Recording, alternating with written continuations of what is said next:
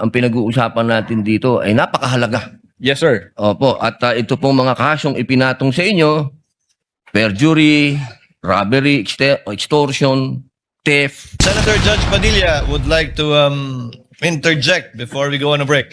You may proceed, sir. Maraming salamat po, Ginoong Tagapamahala ng Hukom at sa ating Ginoong Pangulo. Maaari po ba makapagtanong sa ating mahal na saksi? Opo, Your Honor. Maaari Opo. po. Ang una ko pong katanungan sana ay taga saan po kayo na lugar, na probinsya? Tacloban, sir. Tacloban. Tacloban City, Opo. sir. Kayo po ngayon ay Regional Director ng NBI sa BARM. Yes, sir. Opo. Yun po ba ay isang promosyon para sa inyo na madala sa BARM? Dahil totoo po ba na kayo ang tinatawag na Golden Boy ngayon sa NBI? I cannot comment on that po, Your Honor. Kasi po ang Nasa barn po ako. Wala ho ako ngayon sa Opo. main office, sir. promotion po ba yon? Yung napunta kayo sa BARM? Balita ko po kasi ilang beses na kayo na-promote sa NBI. 12 years na po kayo no, sa NBI. Yes, sir. Opo. Ilang beses na po kayo na-promote? Since na pumasok ko ako sa NBI, Opo. sir, from investigation 1, 2, 3 noong 2015, 2016. Well, nung mula ako na pumasok ako sa academy, from investigation 1 hanggang ngayon sa regional director, sir. Ilang beses po yun? Sa isang taon po Sa isang taon? Anong taon po, sir, ang tinutukoy nyo? Bago po kayo napunta sa BARM. Bago ho ako napunta sa BARM, regional director po ako ng Mimaropa, May Maropa.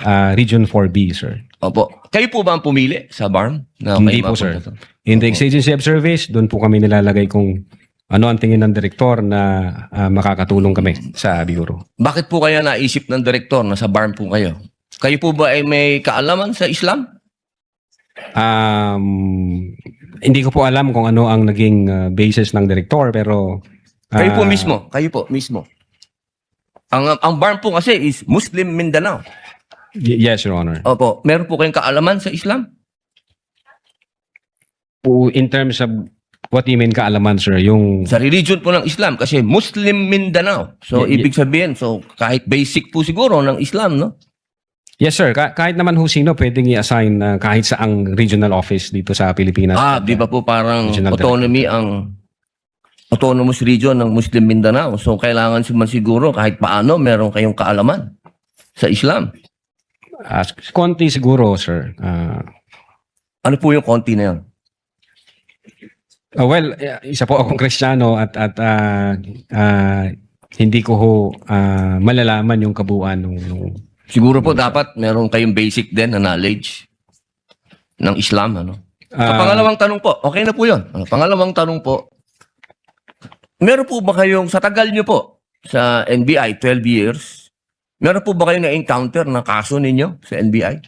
Kayo po mismo na-filean ng kaso?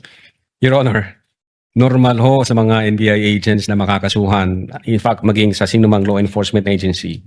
That's the price we pay for doing our job and for protecting the country. As a matter of fact, in the NBI, Your Honor, we avoid the noise. We just finish the job. So sir. ano po yan? Yes?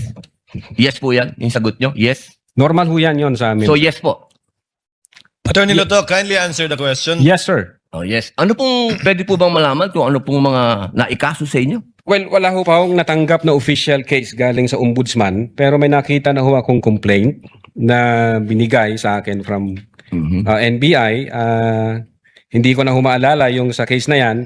Pero nung chinek po namin yung case na yan, Your Honor, sabi ko doon sa mga kasama ko, tingnan nyo nga yung validity at authenticity ng case na to.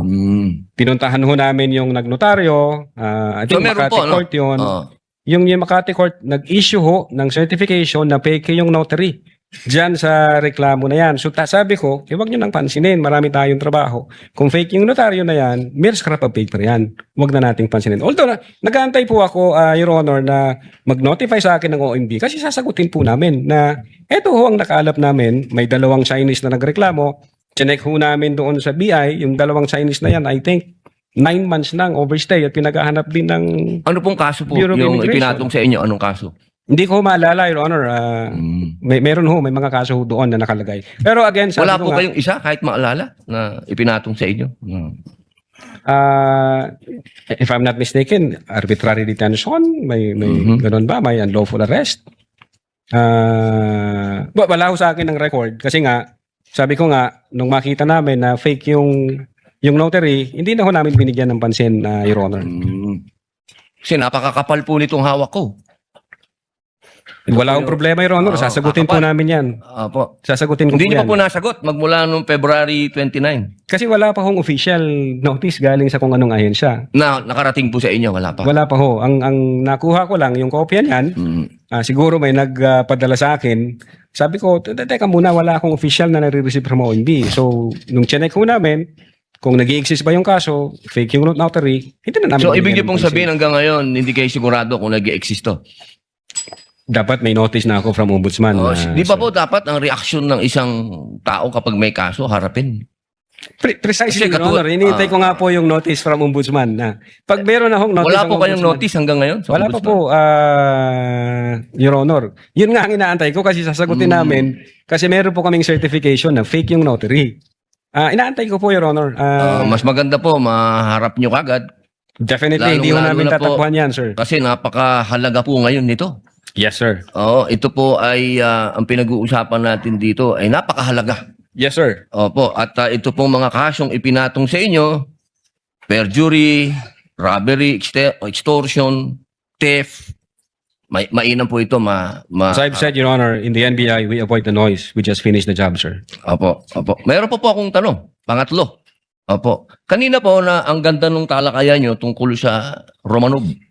Yes, sir. Opo. Alam niyo po ba yung istorya ng Romanov?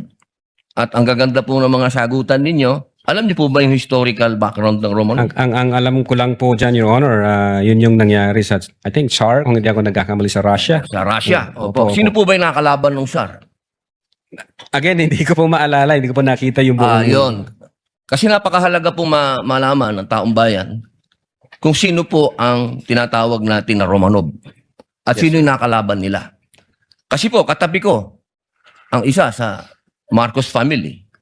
Yes, sir. Alam naman po natin lahat, batid natin lahat, na si Apo Lakay, Ferdinand Marcos Sr., ang number 1 na lumaban sa komunista dito sa Pilipinas.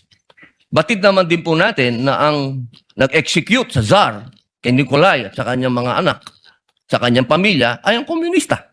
Alam mo po ba niyo yun? Yes, sir. Opo.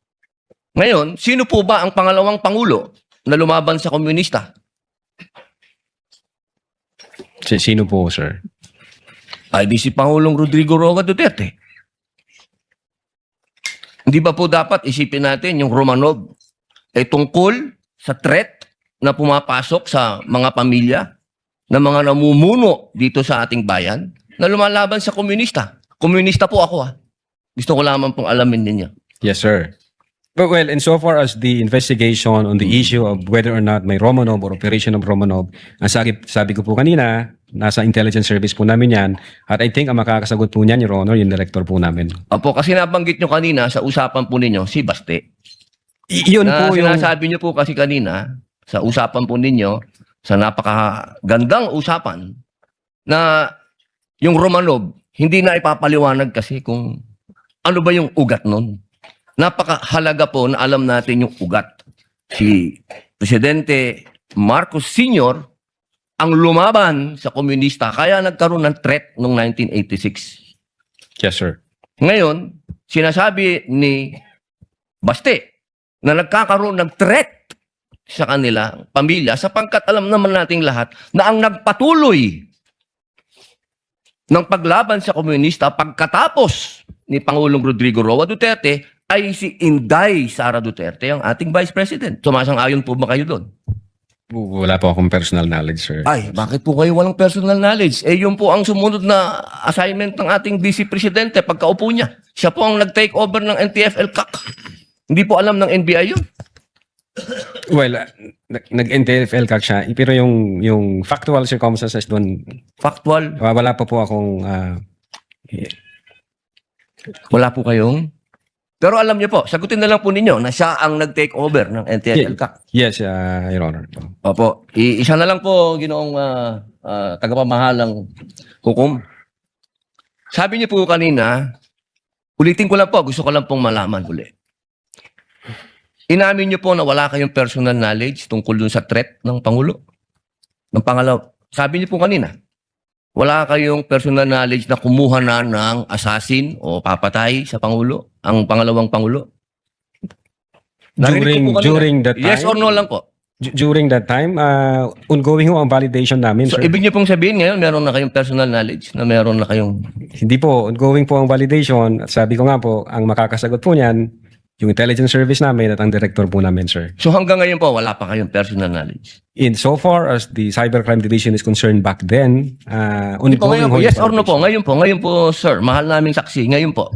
Kung ako tatanungin, wala pa po akong idea, pero baka meron ang intelligence service o ang director po Attorney namin. Lato, kindly answer the question directly. It's answerable by yes or no. And I think Yes, sir. you know the answer. Opo. Well, ako personally, wala pa po, sir. Okay. Yun lang po. Maraming salamat po, mahal na saksi. Thank you, sir.